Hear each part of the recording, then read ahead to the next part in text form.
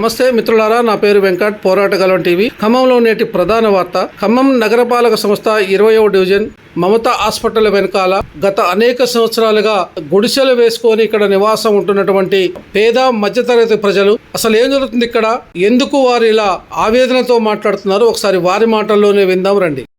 మాది 20వ డివిజన్ ఖమ్మం పట్టణం నగరం నుండి మాట్లాడుతున్నాను. మాకు 20 ఏళ్ళ బట్టి ఇక్కడ నివాసం ఉంటున్నాం. మాకు 10 ఏళ్ళు పాలన చేసిన బీఆర్ఎస్ ప్రభుత్వం ఏమీ న్యాయం చేయలేదు.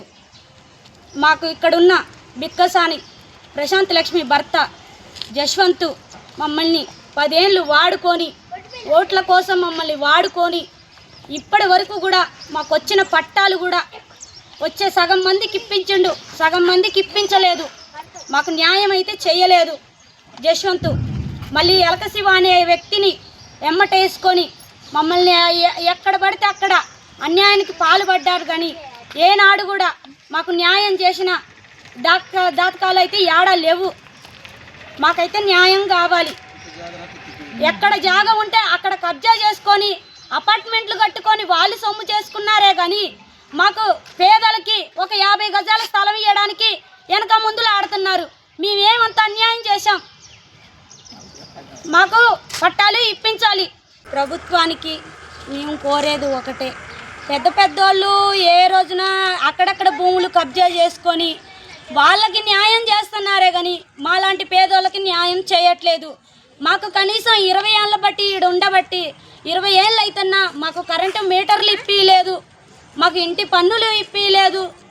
ఇక 10 ఏళ్ళు పాలన చేసిన కార్పొరేటరు మాకు ఏమాత్రం కూడా న్యాయం చేయలేదు.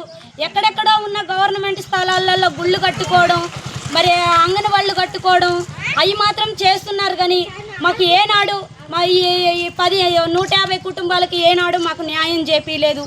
ఇది బిక్కసాని జశ్వంత్ ఈ కార్పొరేటర్ అనేట ఈయనకి తక్షణమే ఈయనపై చర్యలు తీసుకోవాలని గవర్నమెంట్ని ఏరుకుంటున్నాను నేను.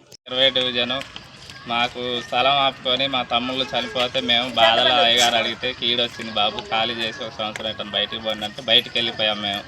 మేము వచ్చేసరికి ఎలక శివ జశ్వంత్ వాళ్ళు కార్పొరేటర్ టీఆర్ఎస్ ప్రభుత్వాల మాకు అన్యాయం జరిగింది. మా గుడిసె తొలగించి వేరే వాళ్ళకి పట్టా చేయించారు, కబ్జా చేశారు.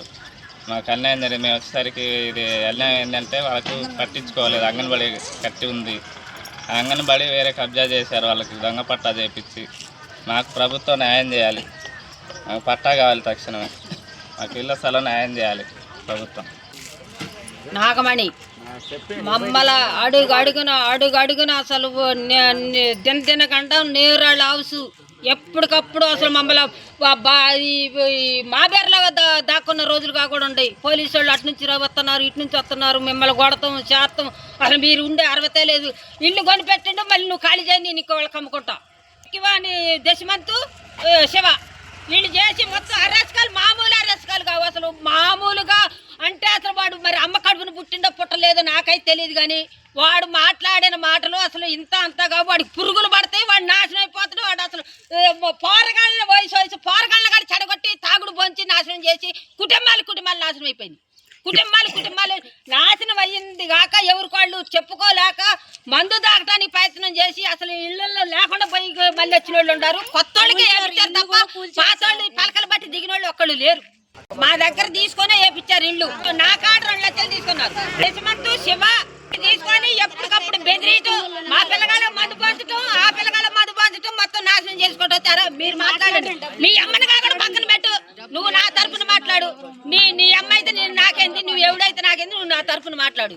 మేము మీ అమ్మని కాకుండా బయటికి తోలుతాం ఉంచాం మేము. అసలు ఇలా మొత్తం డబల్ వేపించి డబ్బులు తీసుకొని మళ్ళీ వాళ్ళ తాగుడికి లేవంటే 4 ఏళ్ళుగో మేము ఆడ ఫలాని అపార్ట్మెంట్ కాడ ఉన్నాం కానీ తీసుకొచ్చి డబ్బులు ఏంటంటే మేము తీసుకుపోయి డబ్బులు ఇవ్వటం. ఆడ డబ్బులు ఇస్తే వాళ్ళు తాగుడు పంచటం, మా పిల్లగాళ్ళ పంచటం, తక్కిన పిల్లగాళ్ళ పంచటం, వాళ్ళ పట్టాలు గుంజుకొని ఇప్పుడు ఎవడన్నా కొద్దిగా ఏదైనా చేసింది అనుకో అడిగి పోయి అరే నీ పట్టదా నా ఇంట్లో పెట్టుకుంటా, పట్టా ఇచ్చిన డబ్బులు ఇచ్చిన కానీ పట్టా ఇస్తా, లేకపోతే ఇయ్యను. ఆ మాట శివ అన్నాడు, దశమంతు అన్నాడు.